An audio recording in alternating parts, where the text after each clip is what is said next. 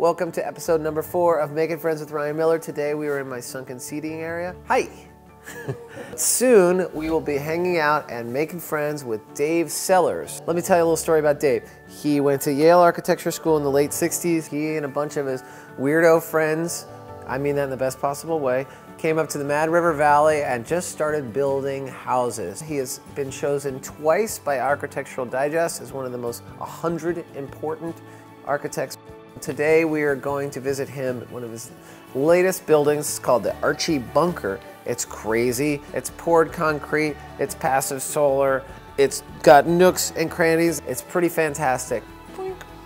And also, if we have time, we're going to see if we can run over to the Sounion Museum of Design, which he started, to showcase some of his favorite designs of the 20th and 21st century. So let's pack up our truck, get in our car with Vermont plates, and go make friends. We're making friends with Ryan Miller. We're making friends with Ryan Miller. Dave Sellers in this episode of Making Friends with Ryan Miller. Ryan Miller, Ryan Miller, Ryan Miller, Ryan Miller, Ryan Miller, Ryan Miller, Ryan Miller, Ryan Miller, Ryan Miller. Hi. You're Hi. Ryan. I'm Ryan, yeah. Hey, pleased to meet you. Welcome. Nice to meet you. This is amazing. You mind if I stand here for This a is second? yeah, this is nice and toasty. Can we do it this way? I'm totally feeling that, like this in a way. It feels really good. Every house in Vermont has to have a place that's around 150 degrees because it's so cold so much of the time. So we came up to Vermont. We were going to build some experimental houses. And you had no connection to Vermont previously? I'd never been here. Okay. I had decided that the person who would want this lives in a city somewhere. So I took Manhattan as the city. As Manhattan is a man-made mountain like this. So if somebody lives in one of these little towers, he wants to get out of there, what's he want? He wants a valley the size of Manhattan. So I looked around for natural valleys in New England. There's two of them. One in Maine, and then there was this one, the Mad River Valley. And land was cheap. Right. You didn't have permits or plans or anything like that? We didn't need them. Right, which I sort of got from the idea that you would just start building. Like anecdotally, they were like, oh, he wouldn't build with plans. He would just start building and sort of intuit and feel sort of the way things should go, right? I mean, it seems like it's kind of a scary way to build a house, no? I mean, it seems okay, right? We're all right? This isn't going to blow over. Okay, good. But that whole wall right there is on a roller. And it rolls outside. Oh, come on. Yeah. Wait, not these windows. All of it. No. Yeah, the entire thing. Oh, and that's when you can jump in the pool. That's awesome. That was just some idea you had at some point. Here's something kind of cool. There's an extra guest bedroom.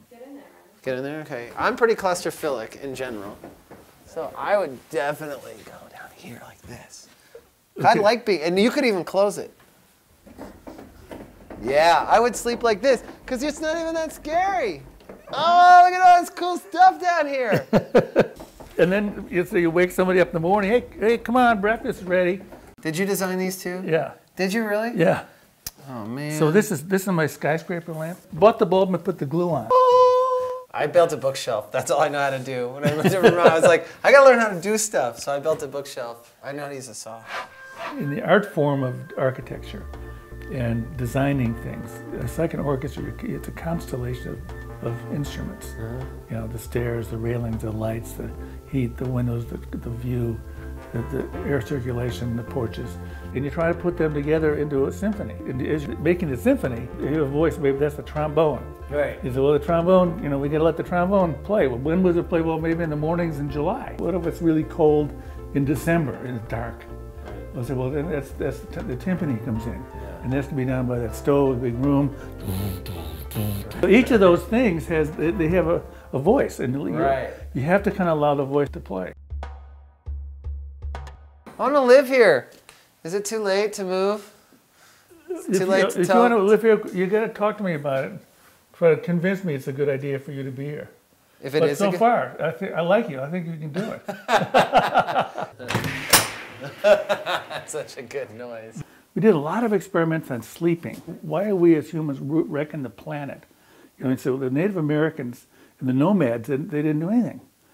And my theory is because they slept outside. Right. They had starlight bathing them every night. During the day, you can get maybe a 5-mile view, maybe a 10-mile view. Uh-huh. As soon as it goes night, you switch to a 50 light year view. And you see the stars and the moon and so on.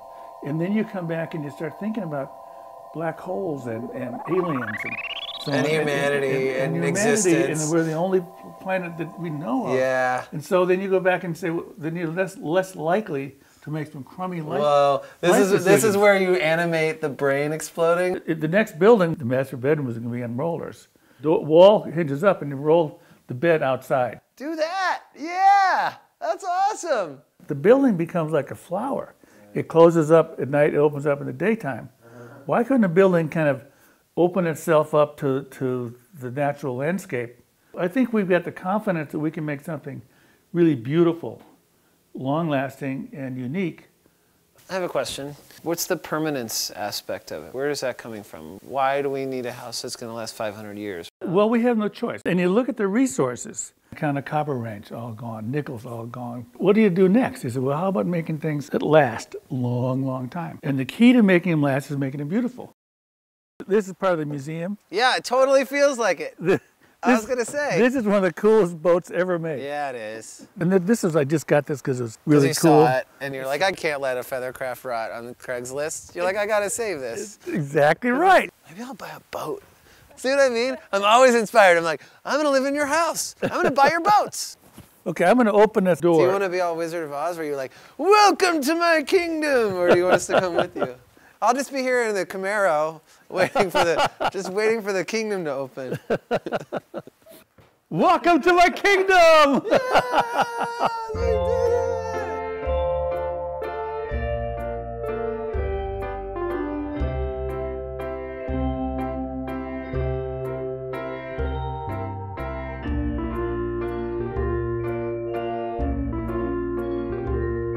it! We had to stop in at the Sounion. If you wanted, the museum, it's right on the way. Just go, I gotta see it. I gotta see it. Yeah, I really want to see it. Okay, so here we are. So cool. That's a toy yard train. Jeez, I don't do that Built in the 20s. This is what housewives would do to iron the sheets. Does your wife iron sheets? What? No, we don't iron. We don't have an iron. We really don't. This. Whoa, right. This is the first robot, in my opinion. Oops, sorry. This is a prototype of a great tricycle. Oh, yeah. That's awesome. Cardboard chair. That's Frank Gehry. Gary did that? Yep. Awesome. This is cool, too. Designed by me. Now this is like the coolest thing we've got. Okay. This is the first modern car ever made in the world, in my opinion. Hello, friends. Oh, what's up? Anybody want some bugs? Come on. So Dad said, I've always wanted airflows. It took him a year and he found the best one. Right. And gave it to his dad. Wow, this came through Dan Aykroyd. That's hilarious. Give a little bit more of a push. I think I'm getting slightly electrocuted. I don't like it. Tunnel! Whoa! Our weekly wrap up. Ryan? Hey, friends? Friends, we got to be friends. Didn't we? Friends! Bing, bing! Bing, bing, bing! That was amazing. I mean, there's something about walking into the Archie Bunker. It's so poetic and musical. It felt like the collective experience of an artist, and it was really inspiring. Last time I talked to someone who inspired me was Jamie Mansell from the first episode, and I built this bookcase. That's not really glued yet. Pretty good. It's the first thing I ever built. That's what you gotta do. You make a bookcase, and if not really glued, then you glue it better the next time. So there's life lessons. You're constantly learning. Stay scared, people. Stay scared, stay hungry. Move to Vermont. Move to Vermont and make friends with me.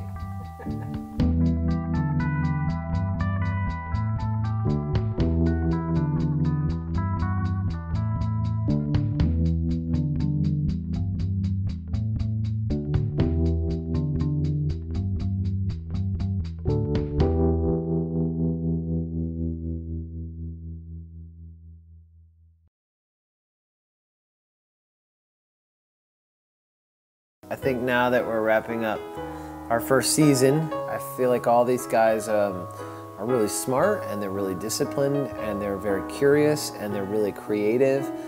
And it's a lot of the things that I'm sort of thinking about as I'm transitioning into a man with gray hair in his beard and on his head, about how to stay an artist that stays creative and stays scared. Making friends. I'm going, man. We gotta keep going. Thank you. Thank you. Thank you.